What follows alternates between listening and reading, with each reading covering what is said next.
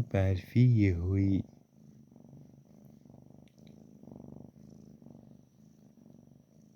برفی یهویی.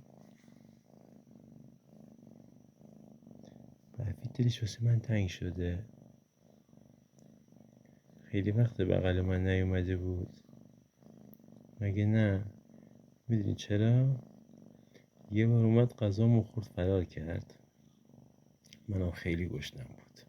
گوش بده با تو اما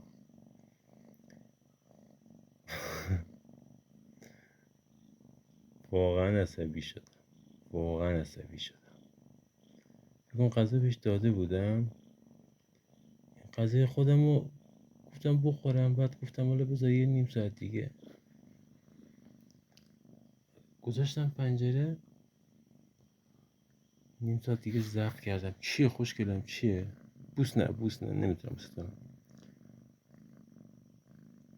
یهو رفتم غذا رو بیارم، دیدم سر صدا میادم پشت.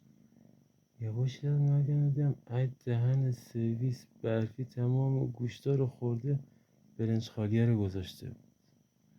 آقا منم قاطی نکردم. این دیگه فهمید چی کار کرده؟ از پنجره کشید بالا اون پنجره آخری بالایی وایساد، نتونست حرکت کنه. منم دیگه هیچی پیدا نکردم، گوشیم دستم بود.